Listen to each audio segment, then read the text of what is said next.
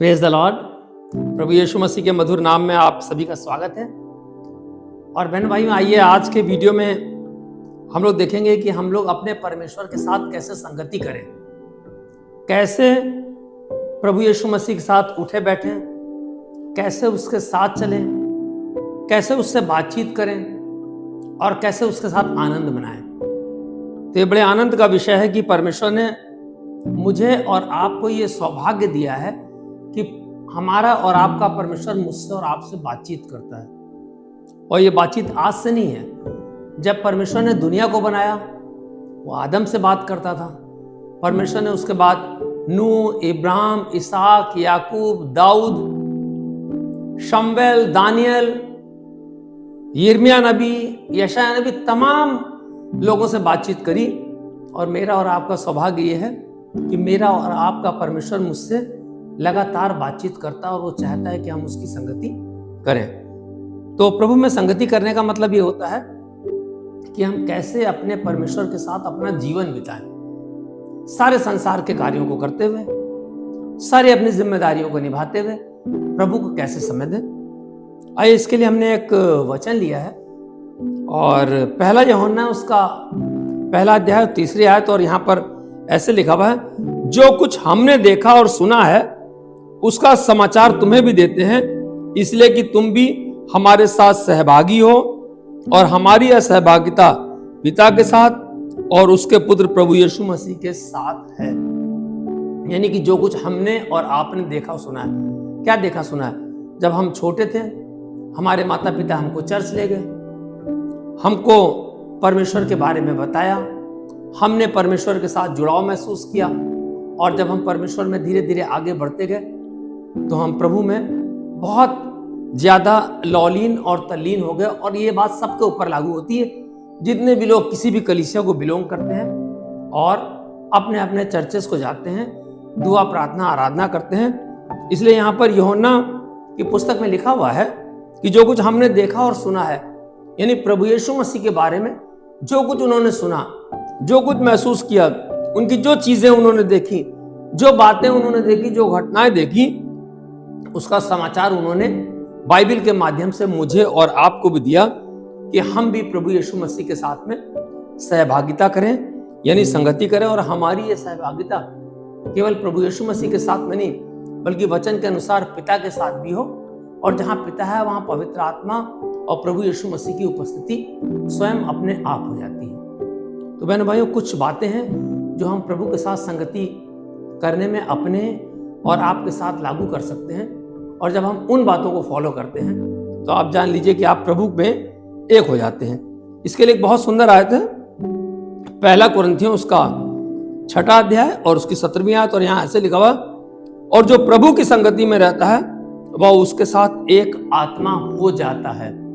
यानी जो प्रभु यीशु मसीह की संगति में रहता है, जो वह परमेश्वर की संगति में रहता है, जो पवित्र आत्मा की संगति में रहता है, वो उनके साथ एक आत्मा हो जाता है। यानी आप फिर एक नहीं रहते, आप परमेश्वर के साथ एकदम एक मय हो जाते हैं। यानी परमेश्वर का स्वरूप जो है वो आप में झलकता दिखाई देता है। और जैसा कि फिलिपियों की पुस्तक उसके 2 अध्याय की 5वीं आयत में ऐसे लिखा हुआ है कि जैसा प्रभु यीशु मसीह का स्वभाव था वैसा ही तुम्हारा भी स्वभाव हो। और परमेश्वर के साथ संगति, वो स्वभाव आप में ढलता चला जाता है। बहन भाइयों, इसके लिए कुछ जरूरी बातें हैं कि संगति कैसे करें। तो आइए हम लोग 3-4 बिंदुओं पर विचार करेंगे। और सबसे पहली जरूरत हमारी और आपकी ये है कि हम लोग प्रभु के साथ संगति जब करने जाते हैं, कहीं पर हम बैठ रहे हैं किसी के साथ सभा में या कलीसिया में जा रहे हैं या एकांत में अपने कमरे में बैठ के प्रभु की आराधना करने जा रहे हैं, तो सबसे पहला संगति करने का जो मुख्य बिंदु है या जो सबसे ज्यादा जरूरी काम है कि हम परमेश्वर से प्रार्थना करें। हम परमेश्वर से प्रार्थना करें कि हे पिता परमेश्वर, मैं तेरे पास आता हूँ, मैं तेरे साथ बैठ के बातचीत करना चाहता हूँ। प्रभु मुझे वो तौफीक दे, प्रभु मेरे आंखों को खोले, प्रभु मुझे वो ज्ञान बुद्धि दे कि मैं आपकी बातों को समझ सकूं। जो भी बातचीत मैं तुझसे वचन के माध्यम से करना चाहता हूँ वो मेरी आत्मा में उतरे। और उसको, जैसा कि हमने यूहन्ना की पुस्तक में, पहला यूहन्ना की पुस्तक में पढ़ा कि जो कुछ हम देखें और जो कुछ हम सुने वो दूसरों को समाचार बता पाए कि हमारा परमेश्वर कैसा है। बाइबल बताती है कि परख कर देखो कि यहोवा कितना भला है। तो बहनों भाइयों, सबसे ज़्यादा ज़रूरी ये चीज़ है कि परमेश्वर के साथ संगति करने के लिए सबसे पहला काम है प्रार्थना करना। अब जहाँ तक प्रार्थना की बात आती है, कई बार हम लोगों ने देखा भी होगा और महसूस किया होगा कई लोगों को प्रार्थना करते हुए कि प्रार्थना में मांगते ज़्यादा है। प्रार्थना में बहुत से लोग सोचते हैं मांगना ही प्रार्थना करना का एक मुख्य विषय है, लेकिन मैं आपको बताना चाहता हूँ, जब भी आपकी प्रार्थना शुरू हो, यानी आप वास्तव में प्रभु से संगति कर रहे हैं, तो आप सबसे पहले प्रभु को धन्यवाद दीजिए उन तमाम बातों के लिए जो आपके जीवन के अंदर आपको मिली है, उन तमाम चीजों के लिए जो प्रभु ने आपके लिए संभाल के रखी है, उन तमाम बातों के लिए, उन तमाम चीजों के लिए ही नहीं बल्कि अपने जीवन के लिए भी, कि आप जिंदों की दुनिया में सांस ले रहे हैं। सबसे पहले जब बैठते हैं आप संगति के लिए, परमेश्वर को धन्यवाद दीजिए कि ये दिन आप दिखा रहे हैं कि मैं आपके साथ बैठ के बातचीत कर पा रहा हूं।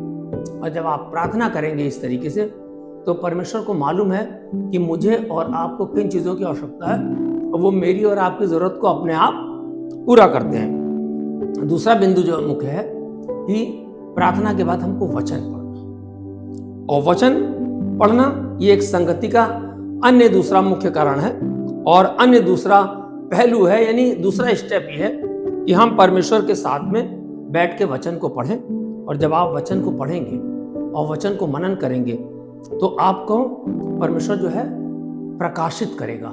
प्रकाशित करेगा मतलब आपके जेहन में, आपकी आत्मा में, आपके मस्तिष्क में ऐसे वचनों को डालेगा कि आपको लगेगा कि परमेश्वर आपके साथ बैठे हुए बातचीत कर रहे हैं। इसके तमाम उदाहरण हैं। जब दाऊद प्रार्थना करता था, परमेश्वर के साथ संगति करता था, तो परमेश्वर से बातचीत करता था। इसी तरीके से मूसा जब पहाड़ पर गया, आपने देखा, और परमेश्वर के साथ जब वो गया और जब वो बातचीत परमेश्वर से कर रहा था, और जब वहां से वो लौटा, उसकी संगति के कारण उसका फल क्या हुआ कि उसका चेहरा बिल्कुल इतना प्रकाशमान हो गया कि लोग उसके चेहरे को ढक नहीं पा रहे थे। और जब वो पर्वत पर से उतर रहा था, तो उसको अपना चेहरा ढक लेना पड़ा, क्योंकि लोग उसके चेहरे की ओर इतनी ज्यादा उजाला था कि देख नहीं पा रहे थे कि उसको, कि परमेश्वर ने कैसा उसको जो है प्रकाशमान कर दिया। इसी तरीके से जब प्रभु यीशु मसीह पहाड़ पर प्रार्थना करने गए थे, और उसके बाद जब उनका रूपांतरण हुआ, तो इतना तेज उनके पास से निकल रहा था कि चेहरे, और कि उनके प्रभु यीशु मसीह के चेले उनके चेहरे को देखकर एकदम चकित थे, और उन्होंने चाहा कि वहां पर 3 मंडप बनाए। बहनों भाइयों, जब हम वचन को पढ़ेंगे, तो वचन को पढ़ने से एक जो संगति हमको मिलेगी, जो एक प्रभु का सहारा मिलेगा कि परमेश्वर से मेरी और आपकी बातचीत होगी। और तीसरी चीज ये है कि जब हम आराधना करते हैं, प्रभु के साथ संगति करने का एक और तरीका भी होता है आराधना करना। ये ना हो कि अगर आप वर्शिपर हैं या कुछ अन्य जगह पर आपको कहीं वर्शिप करने का मौका मिलता है या कहीं भजन गा रहे हैं, तो लोगों को दिखाने के लिए वो ना हो, बल्कि परमेश्वर की स्तुति के लिए हो। आप देखिए, पौलुस और सिलास रात भर आराधना प्रार्थना करते थे, और उसका नतीजा क्या निकला कि तमाम लोग प्रभु यीशु मसीह के पास नदियों की धाराओं के साथ, नदियों की धाराओं के समान उनके साथ जुड़ते चले गए, क्योंकि वो जो आराधना करते थे, या जो प्रार्थना करते थे, या जो वचन सुनते सुनाते थे, वो अपने लिए नहीं करते थे, बल्कि किसके लिए करते थे? ताकि प्रभु में लोगों को ला सकें, और प्रभु का सुसमाचार, जैसा कि पहला यूहन्ना की पुस्तक में लिखा, जो हमने देखा और सुना वही तुमको सुनाते हैं, कि पिता के साथ हमारी संगति है, पुत्र के साथ हमारी संगति है, पवित्र आत्मा के साथ हमारी संगति है। और आप देखते हैं कि जब इस तरीके से वो प्रार्थना करते हैं, यानी दिखावा नहीं करते हैं, आराधना करते हैं, तो आप देखते हैं कि किस तरीके से प्रभु की संगति उनके साथ रहती है। और मैं आपको बताना चाहता हूँ कि जब आप परमेश्वर के साथ संगति करते हैं, एक बहुत अच्छा उदाहरण है बाइबल में राजा हिजकिय्याह का। वो जाके अपने कमरे में, अपनी कोठरी में प्रार्थना करता था, और जब वो प्रार्थना करता था, और जब यशायाह नबी के द्वारा उसको बताया गया कि तेरी आयु के दिन पूरे हो गए हैं और तेरा प्राण अब तेरे पास से चला जाएगा, वो एक कोठरी में गया और फूट फूट कर रोने लगा। यानी वो परमेश्वर से बातचीत कर रहा था, वो संगति कर रहा था। अब यशायाह नबी थोड़ी दूर पहुंच भी नहीं पाया था। फिर परमेश्वर का संदेश यशायाह नबी के पास पहुंचा, और उसने राजा हिजकिय्याह को जाके कहा कि परमेश्वर ने तेरी आयु के 15 वर्ष और बढ़ा दिए। ये है परमेश्वर के साथ संगति करने का फल, ये है परमेश्वर के साथ जुड़ने का फल, कि आपकी जो स्थिति 0 है, वो आपकी स्थिति जो है 1000 गुना बढ़ जाती है। और मैं आपको बताना चाहता हूं कि केवल यही नहीं, दानियल जब गिरफ्तार करके ले जाया गया। और हम लोग देखते हैं कि किस तरीके से जब वो वहां पर प्रार्थना करता था तो उसने उस कोठरी को चुना जिसकी खिड़की यरूशलेम की ओर खुलती थी। और आप जान लीजिए दानियेल की प्रार्थना के द्वारा उस राजा का मन बदल गया और राजा दानियेल को कितना मानने लगा। वो अपने सपनों का अर्थ भी दानियेल से पूछता था। और शेरों की मांद में जब उसके दुश्मनों ने उसको डलवा दिया राजा से कह के, तो किस तरीके से परमेश्वर ने उसको वहां से निकाल लिया।